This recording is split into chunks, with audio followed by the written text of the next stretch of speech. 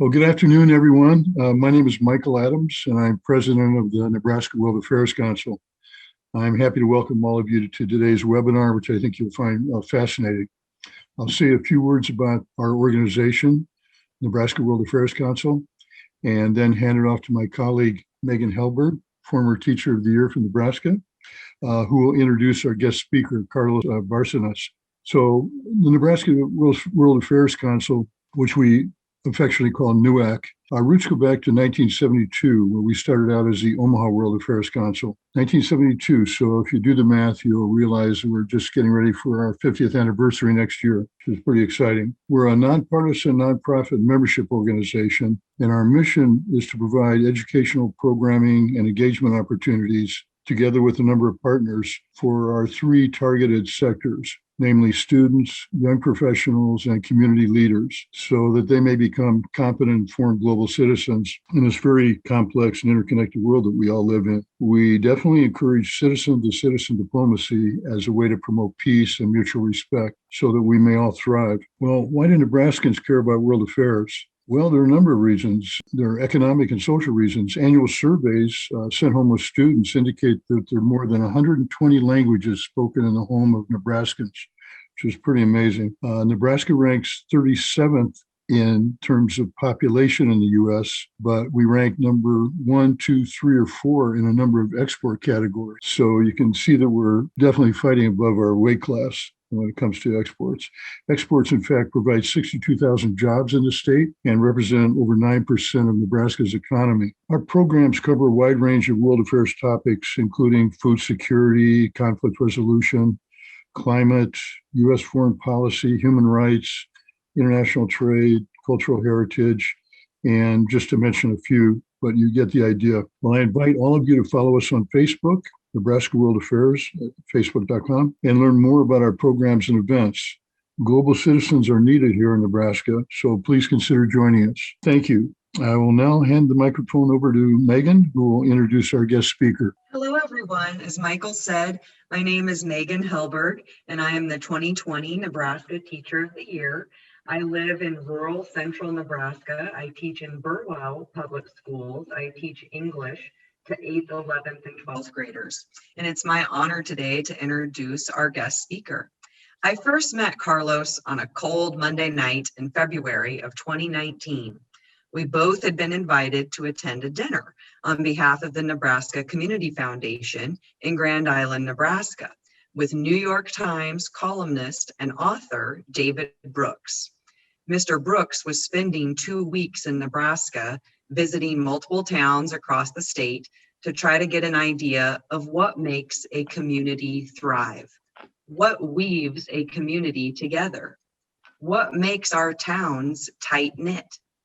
After hearing Carlos share his thoughts with the group that night about Nebraska communities, I immediately knew this is a guy I want to learn from. The way he spoke was down to earth, yet full of wisdom, and he made me think about my oftentimes utopian vision of Nebraska. Nebraska is great. It is wonderful and has many great opportunities to offer its people. However, Carlos reminded me that there is always room for improvement. Today, I hope all of us can listen and learn from Carlos. Carlos, take it away. Thank you very much. And again, I'm just honored to be here. And anytime I have a chance to catch up with Megan, we end up having very good and deep conversations about life. And even though as challenging as situations might come at the end of the night or at the end of the day or end of our conversations, I feel very energized to be in the same room with her. And that's pretty much what I'm going to share about today. I'm going to give you a little bit of my history. I'm going to give you a little bit of my journey, a little bit of different thoughts of what I see can work or what I've experienced can work, but also want to challenge you today and want to encourage you today. If you have a thought, a question, when it comes to the topics that were presented beforehand, culture, race, anything that comes to mind, you're not going to offend me by asking me anything. So I want to just put that out there and say, hey, do I have all the answers? No. You ask my wife and she will tell you, no, I don't have all the answers. But I do believe that sometimes we've not created enough spaces for this conversation. So again, feel free to ask away. Um, One of my disclaimers or my before we get started, English is my second language. So I always say this. For some reason, sometimes when I speak for a long time, I become conscious of my accent. So if there's something that you didn't understand, it sounds like Spanish now, but might end up sounding like Russian later or German later, please stop me and feel free to ask. So a little bit about me and my journey. I am a Mexican citizen by birth and a US citizen by choice. I have been a resident of Grand Island, Nebraska since 1994. My journey to Nebraska was a little bit different than many of the immigrants that come to the US. Our journey started because my dad and my mom are both ministers, they're pastors.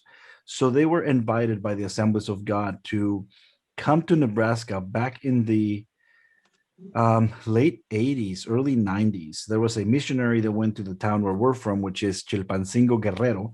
Guerrero is a state where Acapulco is, all the way to the Pacific side, anywhere from 38 to 40 hours drive time. If you ever want to take the drive, be happy to take you with me. I will be heading there actually Thursday. I'm going to go see my grandparents who my grandfather is 96, 97, I believe. My grandma is 94. And a funny story that I share that if I would have been born a couple generations earlier on my dad's side of the family, my name would have been Carlos Butelespacher van Vollenhoven. So how do you like that for a Mexican name, huh? My grandma and my grandpa have German and Holland background, so that's where those last names come. So we came because my dad and my mom were called by God to say, "Hey, go and be missionaries in America." And my dad questioned that many times and said, America, United States, they it's a Christian nation. They have all the missionaries. They're sending them everywhere, right? But when we came here, we realized that there was a different story because there's also a lot of immigrants coming into the United States. Um, I have lived in Scottsbluff, Nebraska for a couple of years, and I have lived in Norfolk, Nebraska. It's a beautiful state, wonderful people. So in my journey, one of the first things that I went through was really culture shock, realizing that I had to learn the culture of the United States. And even though I've had conversations with native born US citizens that say, well, we don't really have a culture, or we're a blend of so many different things. The reality is that if you have traveled enough around the state, every little state or every little town has its own culture, one. But if you travel across the state, the country, you will see that every state has a different culture. I love traveling, and I've had the opportunity to go north and south and east and west. And there's places that I cannot understand the English, and I'm the one asking, "Can you repeat that again?" Right? Or the way we say pop or soda, which I think that's been a debate in the Midwest. So I had to learn a language. I come from so my journey's a little bit different because I finished eighth grade and came right into ninth grade. I come from a very what I call a small town, but soon realized that maybe it's a big city. So the town that I come from has, I believe, 3 million people. And it's a town that I walk up and down and travel by myself and considered it to be fairly safe. Um, but to me, it was just like, oh, it's a small town, it's a small city.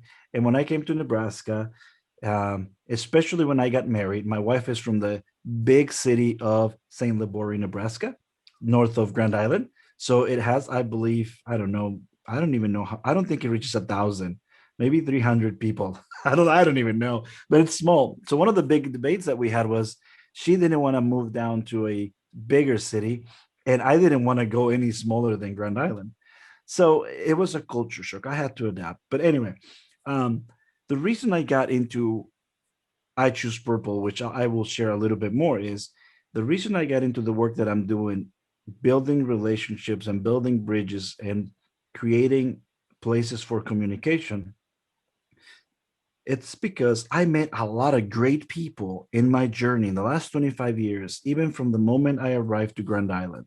Teachers, church members, people in the community.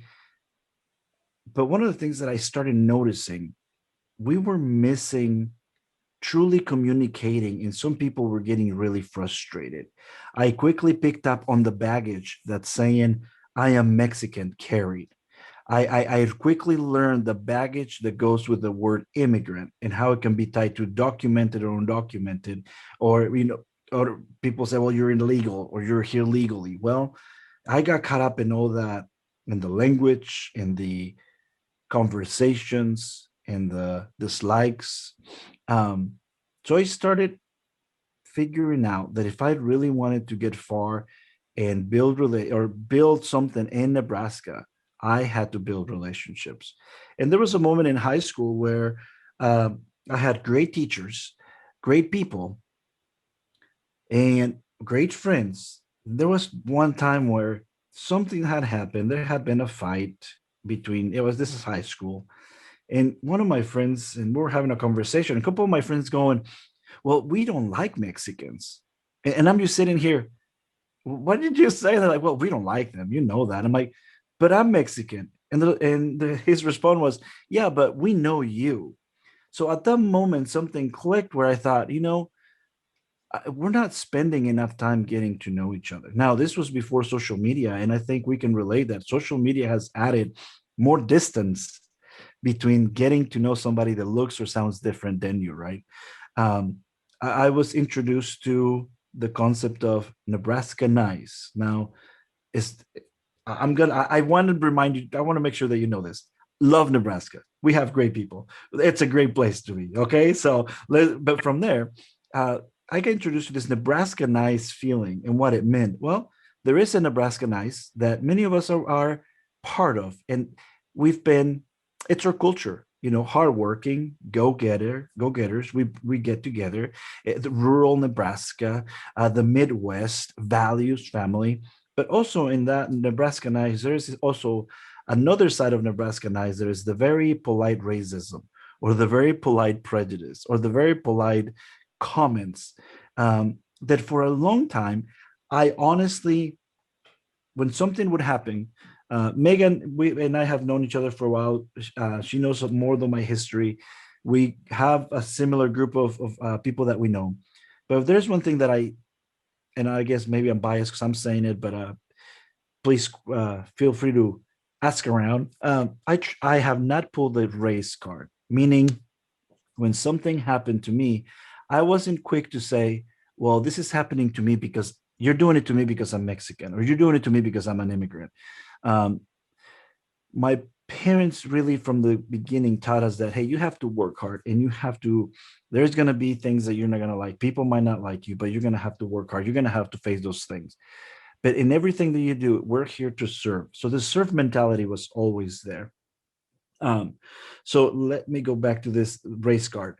So I started, when something would happen that I would feel people maybe didn't take me seriously, would make fun of me, or there was comments against me, I would just quickly dismiss it and say, well, maybe they didn't mean it like that.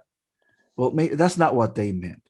But as I've gotten older, I've realized that's exactly what they meant, or they probably did mean it in with a certain prejudice way to it. Fast forward to graduating and serving in the community, with my parents always pushing for us to serve. We were always involved in how do we help our community create better relations. Obviously, with my parents' background in being missionaries, we were always looking to serve and in loving people where they are. I started working as a director for the Multicultural Coalition in Grand Island. And within the first couple of months, I started getting anonymous letters that said, you people are the problem in this country. You people are the devil. Your churches are the devil. So I knew it was somebody close to us because they knew my religion background. They knew I was in the community. Obviously, many letters came anonymously. Nobody put a name to it. I was made fun of by a couple people from a white supremacy group that have an active page in Nebraska, where they called me racist for hosting a minority health fair. They called me racist because they thought, well, I'm not opening to the white community. So, I'm part of these conversations. And it reminded me of my journey as a teenager and a youth in Nebraska. When I introduced myself, you heard me today, I introduced myself as a Mexican citizen by birth, US citizen by choice. But back then, when I first came to the US, I did not want to say I was Mexican. I did not want to say I was an immigrant. I tried as hard as I could to get rid of my accent. Now, there's times you might hear me on the phone or on a call, and you might not realize that I don't speak or I speak Spanish. But there's times that my accent, I just did a video for my website, and I cannot believe how heavy my accent is. Anyway, so I worked hard to hide that, because back then there was same as we're seeing now, policies by government, by local government, state government, that had to do with race, that had to do with immigration. So in our conversations of our communities, what led me to say, hey, we really need to deepen these conversations. Social media has made it very easy for somebody that looks like me to be perceived a certain way. And for years, and I still do it now, if there is a local news where something happened, let's say that, there was a robbery, somebody got killed the night before, many immigrants like me are praying, do not let it be Mexican, do not let it be Latino, do not, because we know what the repercussions are going to be, right? Now, that's why I got into I Choose Purple. And before I explain what I Choose Purple is, I forgot to mention, feel free to add any questions to the chat or unmute your mic. If there's something that you just want to ask me, I like to go with the flow. I'm pretty flexible. You're not going to interrupt me. But what I want to do next is I'll give you a little bit of what I Choose Purple is and how does that continue to create community or a sense of community in what we're doing. So again, feel free to put it in the chat. I'll be watching that, as well as if you have a questions and you need to unmute, go ahead and do that as well. So I created I Choose Purple out of the realization as a human being that if we are going to make something happen, one, we have to be intentional. Two, we have to choose to do it. And when we're intentional and it's me and it becomes something, to me, it becomes purple. So purple is a secondary color. It's not a primary color, meaning that you have to mix your blues and your reds. And I often say this is not a political statement, but it can be. Purple is who I am. Anytime you think purple, that's what represents me. One, my spirituality is tied to royalty. Royalty is expressed by purple.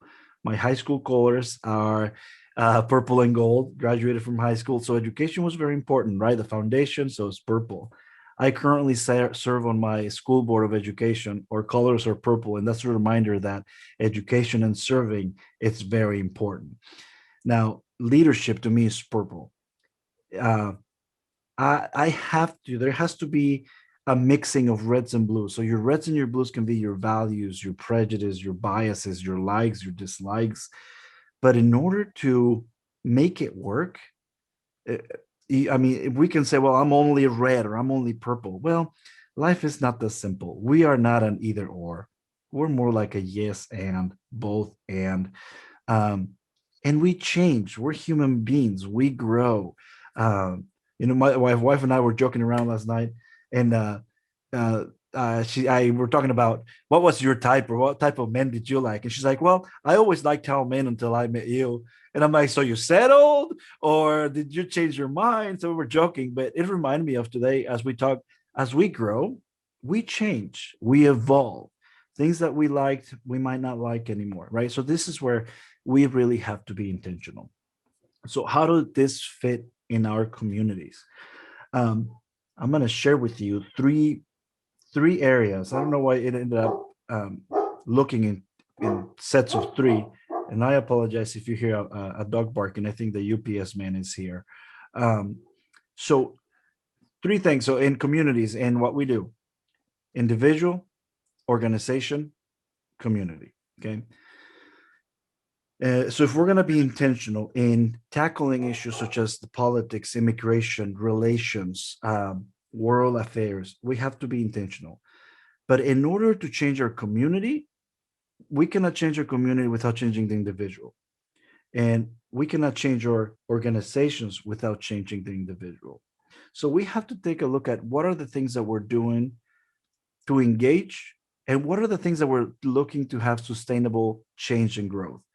If we want to change a feeling in a community, we have to have exposure. We have to have opportunities to experience something different.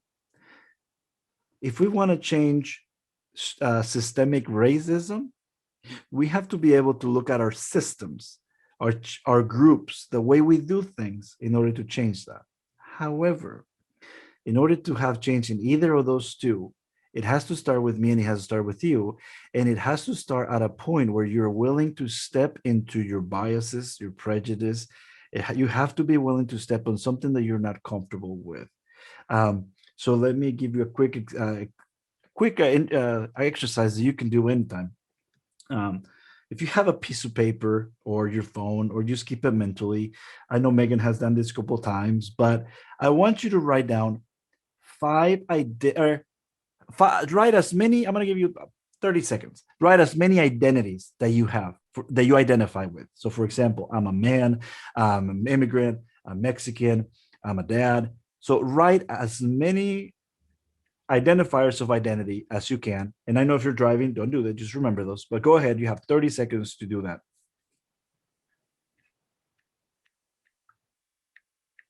And while you're doing that, I'm just going to share something quick on my screen.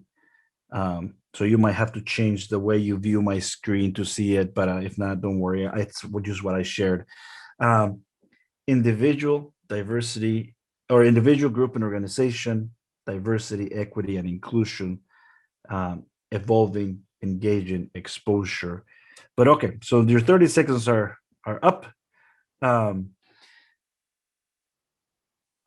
a small group. So I'm going to ask, and you can feel free to unmute or put it in the chat. Give me your top 2 identities. And well, just a couple of people, whoever wants to go, and you can write them in the chat, or you can just unmute and share. What are 2 of your top 2 identities that you wrote? Maybe the ones that are more important to you. Who would like to share? I'll step in. Why not? I wrote down first, I'm an American. I'm a compassionate individual. I'm a nature lover, a nature appreciator. I'm a curious person. Thank you, John. All right. Who else? Nancy, I think I saw you mute. Well, I was going to jump in if nobody volunteered to go first. But first thing I wrote was woman. And then after that, scholar, writer, reader, and American was the 5th. Thank I guess you. I'm really entirely too self-focused, aren't I? Well, and you got to remember, this is just the beginning of a conversation. So no, not necessarily. One more. I'll take one more. I'll jump in, Carlos. Go ahead, Michael. I guess the top 2 would be a husband and a mentor/helper. Perfect. Thank you.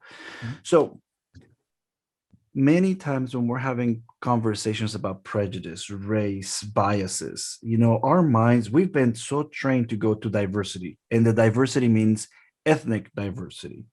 However, when we're talking about diversity, we're just talking about the many ways we're different, right? So, John was mentioning, well, first one is an American, and I've used this example before. I can relate to John because I'm also an American. I was born an American. And so people tell me, well, no, you're not. I'm like, yes, I am, because I was born in Mexico. Well, then you're not an American. I'm like, no, now you're talking a U.S. citizen, right? So that's different. Or with politics, what does men know about women healthcare, for example, right? So then there is this question about gender. And but my doctor is a woman, but she knows more than I do when it comes to anatomy and everything that has to do with. So many times we link our identity to one thing or to one issue, right? Or that's what the media, or that's what we don't create enough space. Nancy, to the point when you're saying, well, here's a kind of selfish look at things. Well, this is just the beginning of the conversation. When was the last time that you sat down to say, why, what is important to me as an American? What is important to me as a father? What is important to me as a woman? What is important to me um, as a helper? And then you go to the next section of what is important to me as an American woman who's a helper. So there is this thing out there called intersectionality that is started with the women's movement of, um, and I right now her name escapes me, but the work was that white women back when voting was pushing through and they're looking working towards rights. Well, just because they were pushing for women's rights, it didn't mean that it involved every woman, right? So then you have black women in America saying, well, what about us? So this term of intersectionality was created where me as a straight brown male Christian, those identities kind of overlap.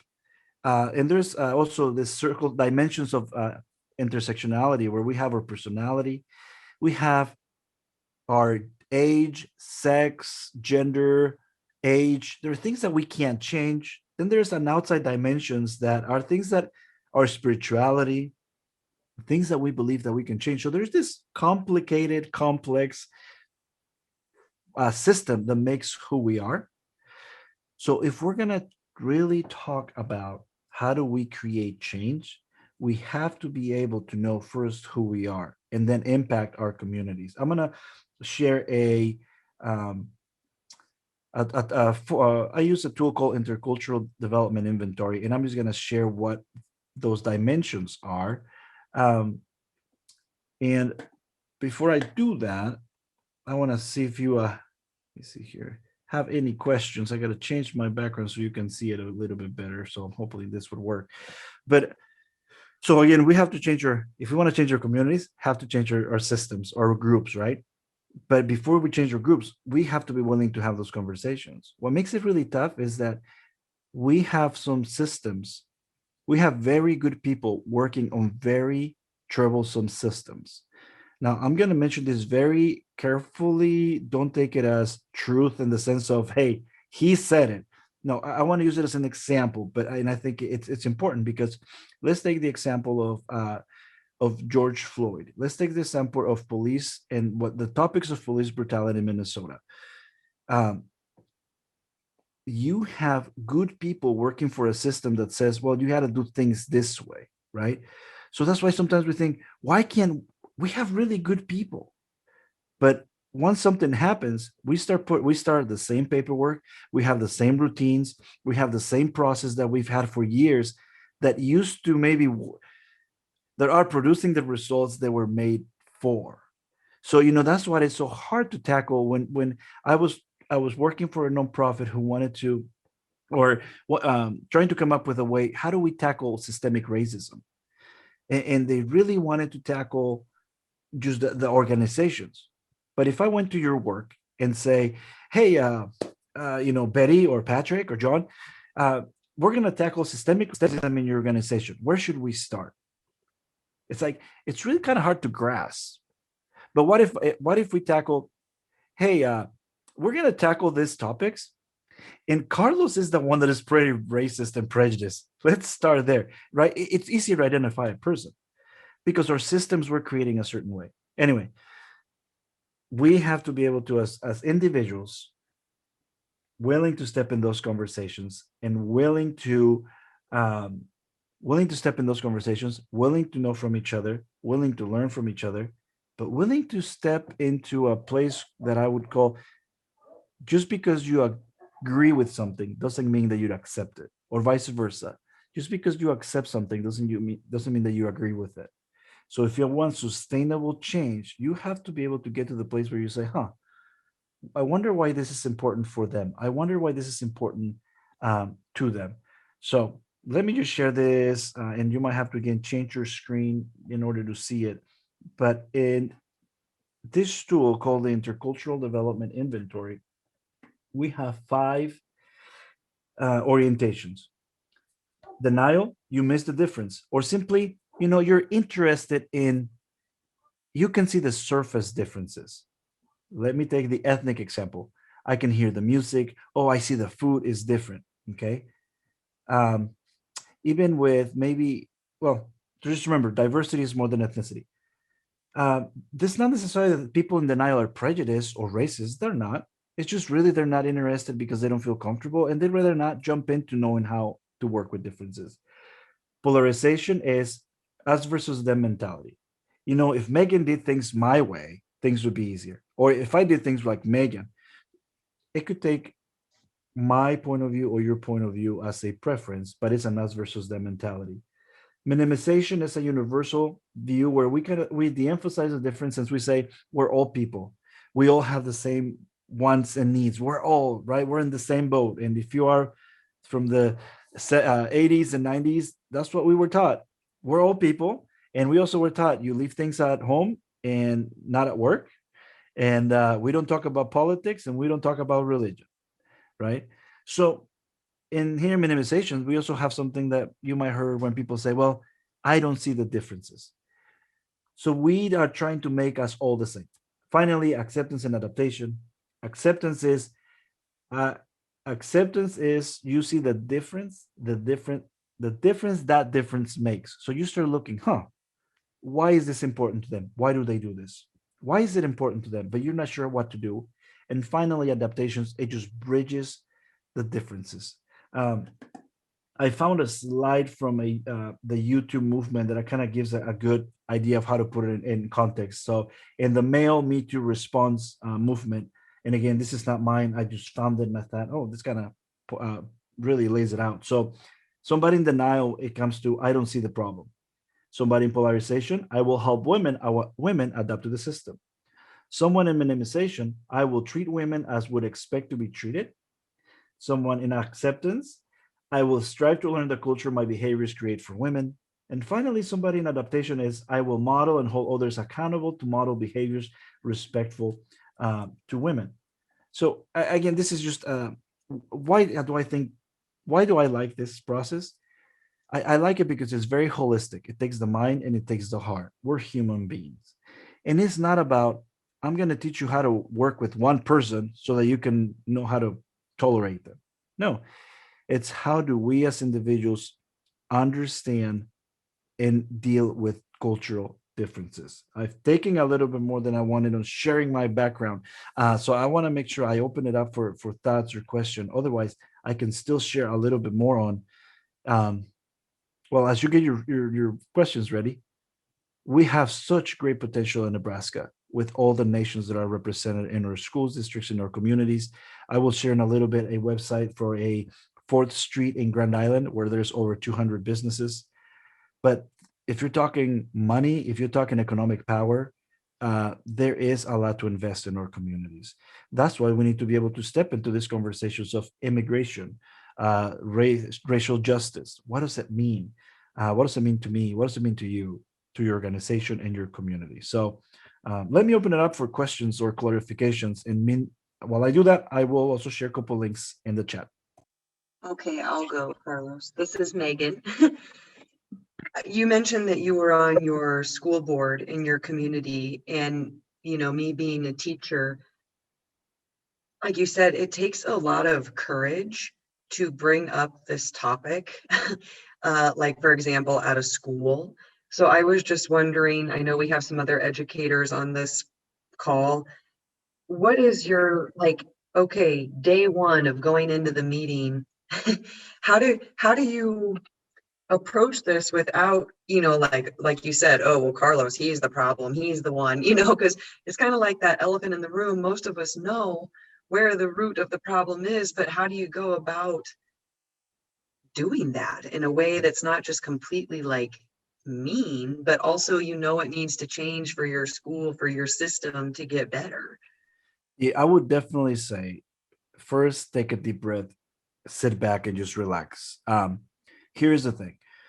Right now, well, and I would say for some, this has been going for 16, 20 years, the racial tensions, political tensions. For some, it's been 8 years. For some, it's been the last years. And we've got to realize we're dealing right now with a lot of tension. And in the background of COVID, there's a lot going on. Um, here was my journey. I knew that as an individual immigrant that didn't have representation in the school district or in positions of power, I needed to step in. Okay. My counter or the other side, white men and women of power, saw me and truly saw me as, can we have a deeper conversation? Even though most people saw, or some people saw it as, well, he's the token. He's just going to do, right? So we have to recognize that there is a journey and it takes time. So from there, being on the board, I started building those relationships are key. Within 6 months, 7 months of being in the board, one of the first things that I addressed jokingly and in a kind of light was, you know, I thought people didn't like me on the board, because I would get to the board, people would be sitting down, nobody would say hi to me, and I would show up and be like, did I miss a meeting? Did I miss a committee meeting? We spend, as a board member here in Grand Island, we spend anywhere from 20 to 30 hours a month doing board stuff. So we have committees, we have a board. Anyway, so I had to tell them, you know, my Mexican culture, and Megan, I mean, you see him in the room. My Mexican culture is, I want to go shake your hand, give you a hug, give you a kiss, and say how you doing, and how's life. And my personal bubble is right. And I want to chat about life first, then we get to business. So that's my Mexican culture. So I had to learn that an American culture, if you have business, you have business, and you get there, you go through the agenda, and you leave. And there's nothing wrong with that, right? So I shared that with them. They shared what it was with me, and we laughed it off. We kept going. And so that's the individual piece that I was talking about. We created a relationship. We started getting to know each other. Besides being a board member, I learned from the moms, I learned from the dads, I learned from the Christians, the non-Christians, and started that journey. Then we moved into the system. Then we dove into, what are we doing? We need to be able to ask those hard questions. So our policy, our board principles drive us to always be better. And that's one thing that we've been criticized on. For example, we always have 9-0 votes because we spend a lot of time talking about all the issues that are going to come up, that at the end of the day, we know it's purple. We know it's not red and it's not blue. We know it's for the betterment of the kids. So sometimes I got to compromise. So we started that group work. And then we continue to live it by, instead of representation. Well, we don't have people of color. So that's a representation issue. Because you can have culturally competent people that are white, brown, yellow, different colors, and be culturally competent. That's something that we can touch on.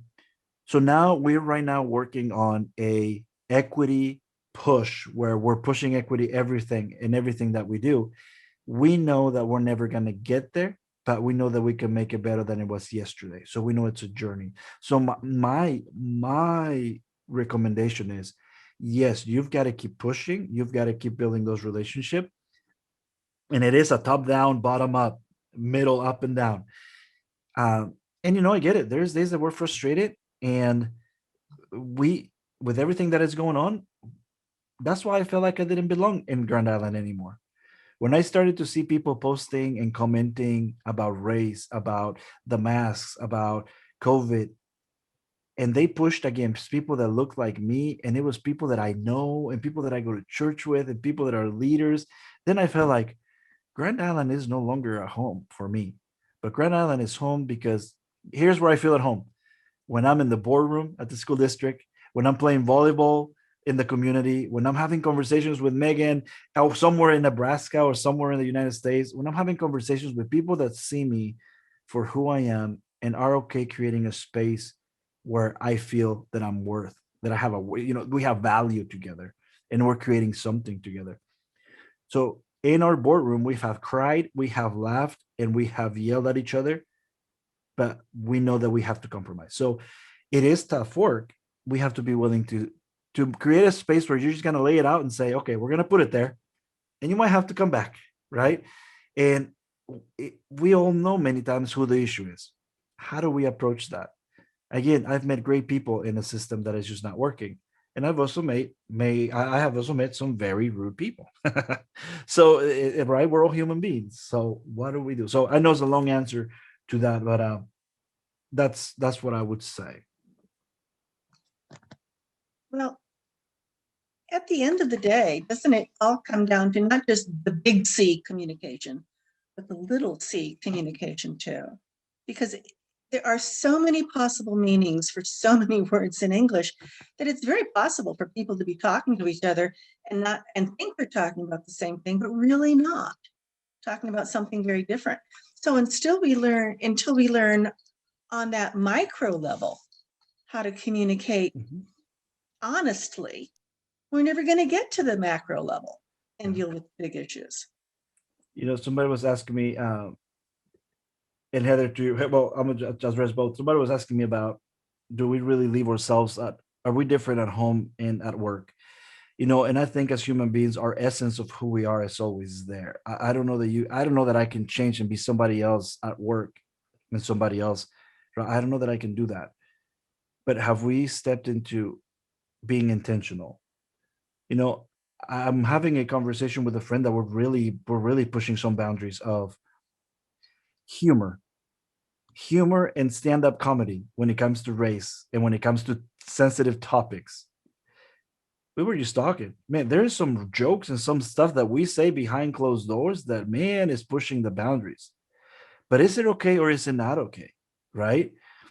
And I remember a friend telling me, if you can't tell a joke in front of the audience, and you have an audience, and in the audience, there's somebody that you're going to joke about, if you can't stand up and do it in front of them, then you shouldn't do it. Right? So that pushes me to say, I've put my foot in my mouth. I've messed up so many times. So with that, two things. Be intentional. I know when people are trying, even if you don't know the language, I know when people are trying to be rude and when they're trying to be nice. You can feel it, right? But also, I challenge you that in intentionality, but I also challenge you in grace. We have to have grace with each other. And Heather, to your point, yes, we need to, sometimes we're putting band-aids and dealing with secondary effects, not with the issue at hand, right? So that's why I try to think when I see people comment on social media about COVID, the mask, red or blue, Democrat, Republican, I try to see it from the lens of, where is this coming from? Where is this coming from? So let me pause there for any other clarification or question.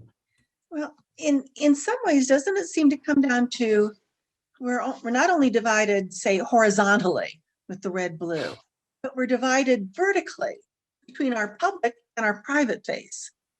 So my concern has been for a long time and remains that the more we attempt to regulate what is permissible in speech and in relationships, the greater the risk of creating public liberals who are private bigots. They say and do all the right things in public, and then they go home and they revert to what they really feel. And that's a real problem if people are hiding their true selves because they know that they can only say some things in private. And that is going to come out sooner or later. Sooner or later, people are going to act on that. I think to that, I would say I agree. I think that's why travel is so important and exposure is so important. Megan and I had a chance to travel to a conference, and from my seat on the bus, there were some things that I had seen already and I was familiar culturally, but I was able to see people in the white community. This was their first time being the minority in a room with very angry African Americans about what's happening and not knowing what to do. And at points, even trying to respond with, well, if they did things differently, is still expecting a change from others instead of them looking inside and saying, wow, what does this mean, right? But if we don't have, even with my kids, I have a mixed marriage. So my race is something that they're always there. But even I've had to taught my one of my daughters and one of my kids, like one of my oldest son is 7. He will say, I am Mexican and I'm black, even though his skin is white.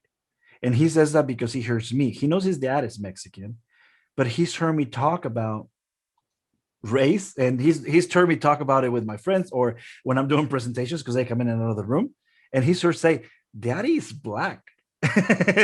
So sometimes when he's with my daughter or they're in public, they've heard so much, be careful of saying black because you're racist, because they don't know how to act. So I've had to create spaces for them to say, you can say that person is black because they're black. You want to go talk to them? Let's go talk to them. So exposure, I think, and it goes with the cancel culture coming and going. And I know we're going to have different views on that. But the more we are not exposed to it, we don't know how to act when we're adults. We don't know because we weren't exposed to it. So, and that's one of the things that I see in Nebraska. People from, rural Nebraska, well-intended, that maybe became officers, and they used a term that is derogatory, and well, they grew up with it all the time, and no one ever challenged them, right? So I think that's why, to Megan's point, I think sometimes we need to be able to challenge it, but also we need to be able to build relationships. And I've been on a journey that it wasn't until last year. Last year, I started identifying as race, black, ethnicity, Mexican, or Latino. And that goes because I understand how the census works. And, I told you my great-grandparents, I could easily mark race white. But the reaction in the room when I say my race is white is no, you can't be white, you're brown. Well, it has nothing to do with skin color, right? But then when George Floyd happened and I started having these conversations, I had to step away. I had to tell myself, Carlos, this is not about you being black. You're still Mexican, Latino. You can relate on some things because I've been pulled over. I've had my race issues. But I had to jump into the African-American community and try to understand what was happening. So, but it's very easy sometimes to say, well, I know what you're going through because I'm brown. I have no idea what you're going through. So I was calling my friends saying, help me understand. Help me be with you because I don't know. But I know what it is to be profiled. I know what it is to be, I've been through that, but it's not the same thing, right? So again, I have to challenge the I to work with the group, to work with the community. We still have time for questions, but I just want to let you know that I put in a chat, a training that is coming up. Patrick, go ahead. Hey, no. Pitch your training first. All right. So training that is coming up is a 2-day training, looking into the I, growing empathy. We go through different exercises and conversation. The next link is a book from my good friend and mentor, Dr. Helen Fagan, out of Lincoln, works for the University of Nebraska. Wonderful journey. Everything that I'm sharing, she's been a great mentor. And the last thing I have is a couple of Facebook links for you to visit, but that's all I have. So Patrick, go ahead. So I've been thinking a lot lately, Carlos, about trust and trust building. And I wonder if you have some suggestions from your experience of where you have built trust across divides. And you've been talking about diversity in the biggest picture sense of the word. Those divides could be of any kind. Where have you seen effective trust building on both the individual to individual and the community level? So I would say that one example, linking right now the position that I'm honored to be in the position that I'm in as a public servant. But something that I have worked really hard is grace, integrity, and relationships. There are people in the Grand Island community that know that if something happens around race, they can call me. In the white community, they can call me and we can sit down and have a conversation about what happened, what truly happened, what's going on. To also the Latino community, knowing that we know you're not going to take advantage of us. So there's been many lay leaders that come through the community and say, hey, we're going to help you if you pay me this, if you do that. So one of the things where I've seen that I have done is build a relationship that say at the end of the day, I'm willing to have a very tough conversation with you. But at the end of the day, I'm not going to do anything to make your journey any harder if you are not from the United States. I'm willing to call you in, I'm willing to call you out, but I've also allowed myself for others to do the same thing to me, to come to me and say, Carlos, what do we do? Is there, to the point of, having conversations with, are we going to have a riot? Are we going to have, what's going to happen with race relations in Grand Island? Or getting calls from the state, around the state, from Latinos as well as community leaders saying, we're having a raid in our community. What do we do? So knowing that you're going to show up and we're able to, I don't have an agenda. But it's creating those spaces for conversation and be willing to be called in and called out. And again, it can be rough at times, right? Because it hurts your feelings, and that's tough sometimes. Or have different, or it's hard when somebody calls you in or calls you out. But when you're able to have context, okay, what happened? I'm here to help. And the reality is that, yes, we're in this community together. So being willing to step in and being willing to listen and learn. We don't know everything. But if we sit down, I can try to understand where you're coming from. So I hope that helps, Patrick. Thank you. Yes. And that goes across the different dimensions of diversity. I've had good conversations with my friends that are gay, lesbian, other different sexual orientations, and we've had some really deep conversations. I mentioned I came as a missionary. I had to work on my biases because my spirituality and sexual orientation clash. And I'm having this internal battle of what it means. And then you bring morality and you bring justice. And what does it mean? Well, I had to do that internal work. It has nothing to do I don't hate him. I like. It came back to, well, there is a dissonance for some that have a religion and experience a different sexual orientation. But I've also learned that people that have a different sexual orientation also have a sense of belief. So, again, are we willing to step into those very uncomfortable conversations? And why I think one approach does not fit all. I might have a bias against millennials. Megan might have a bias against baby boomers, right? We all have a different bias. But the way we work with commonalities and differences is ingrained in who we are, and we can learn and we can change. Any other thoughts? I've left a couple links for you to visit. There is a Facebook page that we're starting on 4th Street in Grand Island just to highlight community diversity. We also have a website. It's on that link or on that Facebook page. There is a book that I think it's a great resource, and then a training that is coming up that is free. And I'm always willing to have coffee and learn from all of you. Thank you for having me today. Thank you very much, Carlos. That was really amazing. And on behalf of the Nebraska World Affairs Council, I want to thank you and for many thought-provoking ideas. I look forward to thinking about those and learning more from your links in the chat room. And also I want to thank all of the people attending today. I hope you found it stimulating and interesting. And we are recording it, and we'll post a recording of today's event on our YouTube channel. And I want to say that, for those of you who are not aware of it, we have guest speaker events every month, sometimes more than one. And this summer, I'll just give you a feel of the topics that are coming up. We'll be having presentations on Venezuela, what it means to be a failed state, global energy futures, international conflict resolution, and global food security, just to mention a few. So for the full list of all of our events, check our Facebook site, Nebraska World Affairs. And thank you very much, everyone. And I hope to see you in another one of our upcoming events soon. And thank you again, Carlos. Thank you all. Have a great night. Thank you. Bye-bye.